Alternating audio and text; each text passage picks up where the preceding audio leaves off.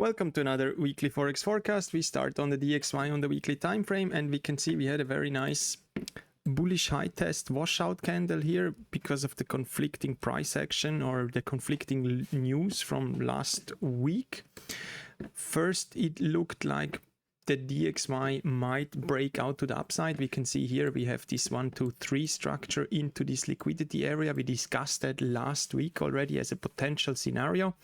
And then we see price was stalling outside the structure, but then failed actually to commit to the upside. And on Friday, with the worse than expected news, job data from the US, we saw actually DXY breaking back fully into structure, and we are now looking on the lower time frame for a continuation back to the downside because of this overall higher time frame undecided or actually conflicting price action here. Even though it is a bullish week overall, but the week is more than 50% and wicked fully through this area of interest, which is more a sign for a change in momentum.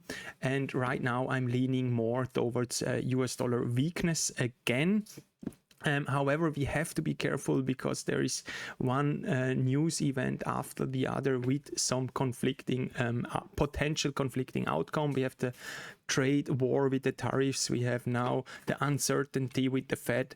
And then, of course, the news from last week with the eroding labor market. So moving on to euro US dollar, that would mean here on the 4-hour time frame we see more or less the inverse picture. We did tap into this area of interest here to the left and had then a very aggressive bullish reaction, and I'm now looking on the 1-hour time frame for a momentum continuation play.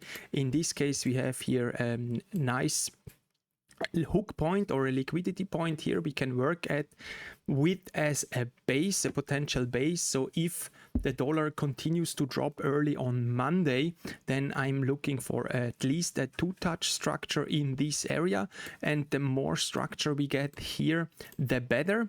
I don't think we have to wait for a 3-touch structure here. That might be a bit too much, but yeah, as long as we are trading above this liquidity area here, I'm leaning more towards a long continuation.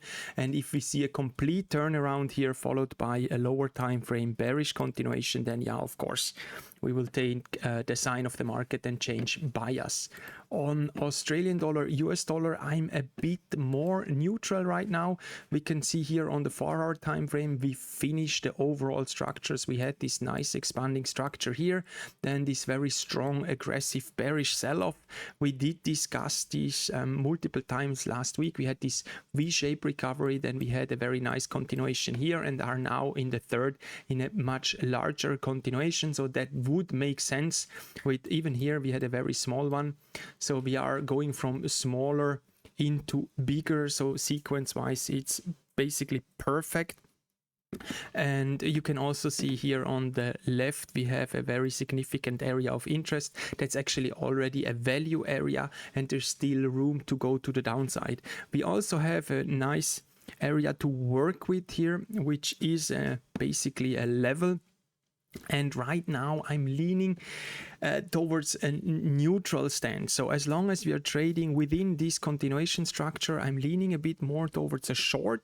However, if we see the dollar selling off or continue sell off next week and we see a price breaking above or basically outside this expanding structure followed by a bullish continuation, then I would entertain a long in this area.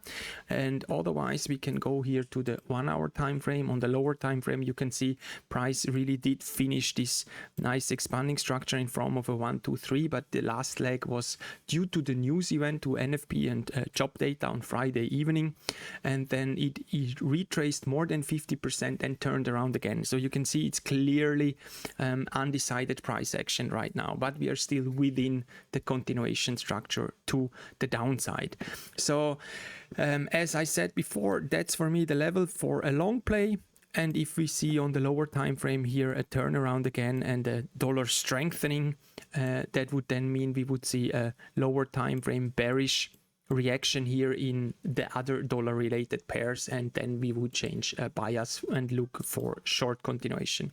New Zealand dollar, US dollar on the 4-hour time frame, it's a bit clearer because we can see here we had a similar situation. We finished here with the nice 1 2 3 structure into an area of interest to the left, and then had a bit more corrective sell-off, but we had a sell-off nevertheless with nice structural play. We had here a nice continuation and a V-shaped recovery, and then finished basically the leg into the first target, the middle of the higher time frame structure. And now we see here a bit more reaction in price, and we do have clear levels to work with here on the 1-hour time frame.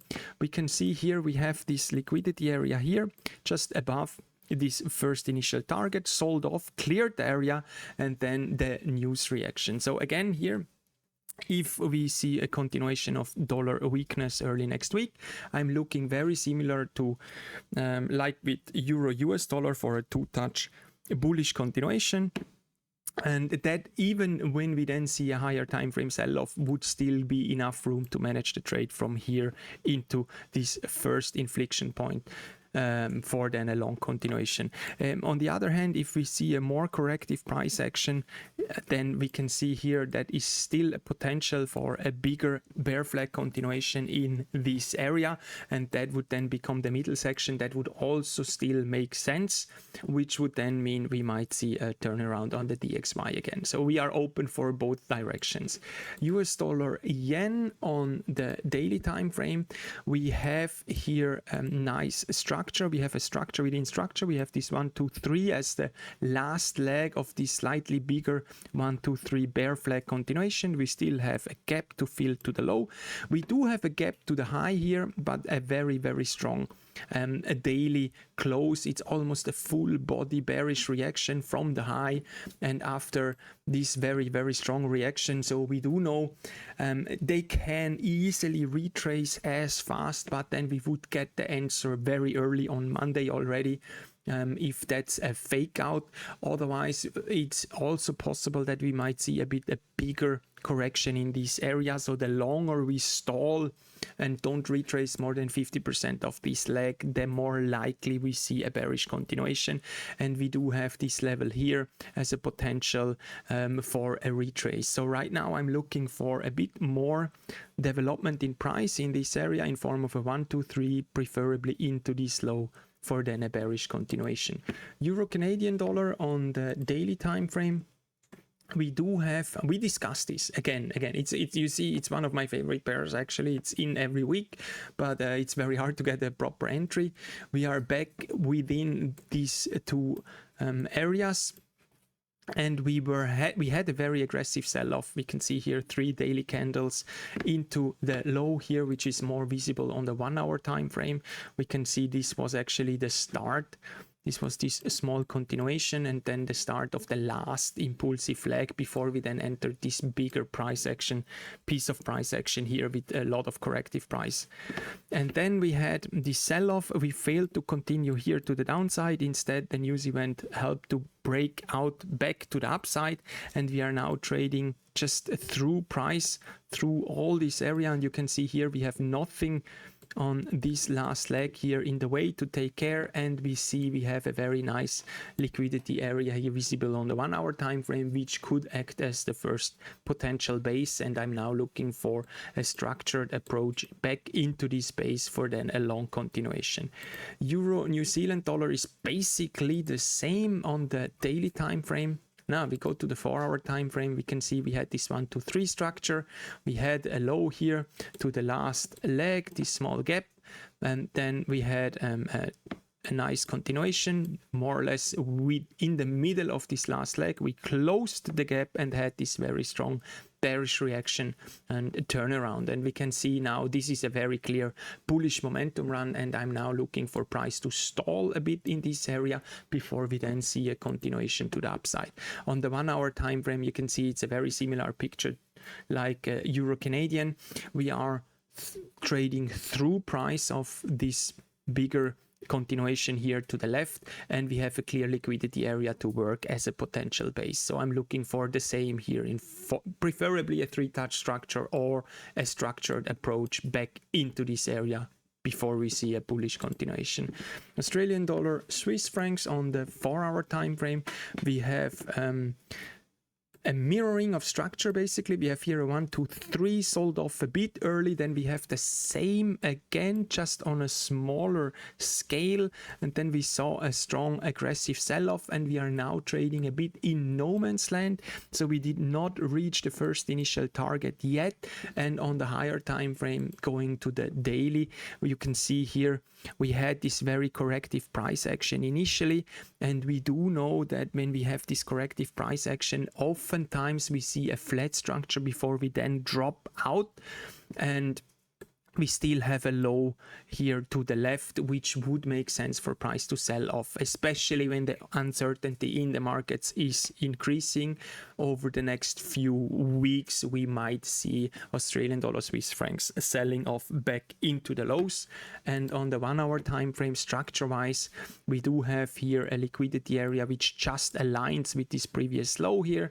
And if we see price stalling a bit more and accumulating more volume in form of a bear flag continuation into this area, I'm more than happy to enter a short in this area here.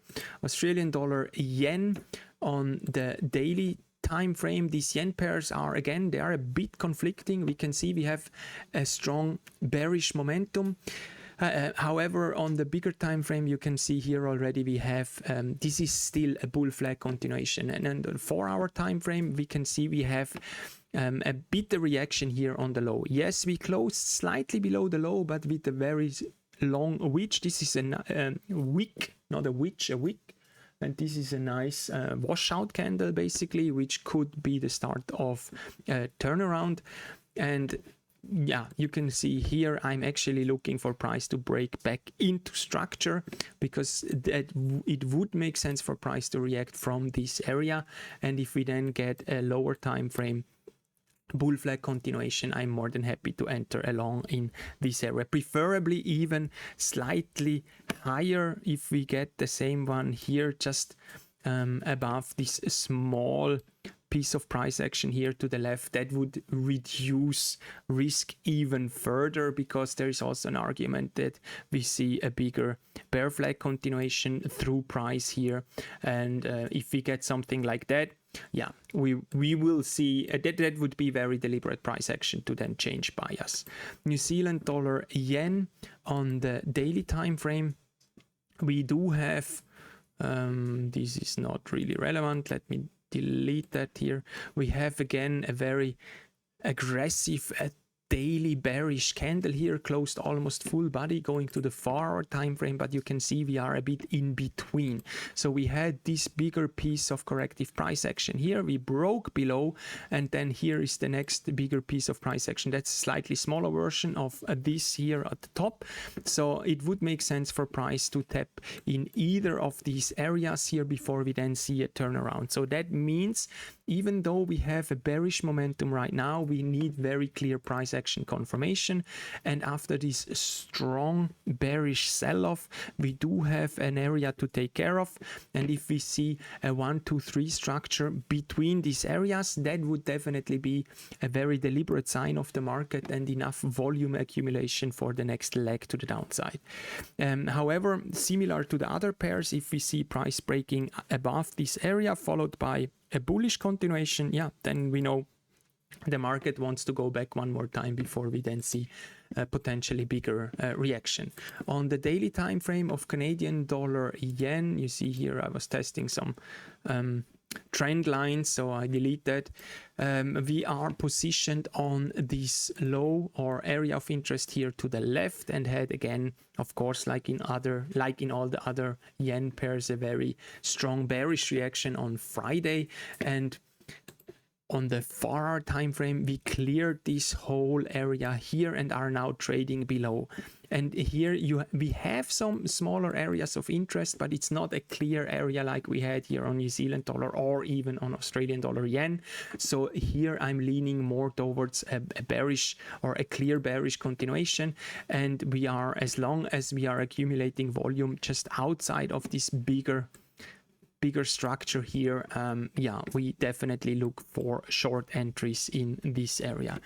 So that's it. That's my watch list for next week. Thanks for watching. See you next week. Bye bye.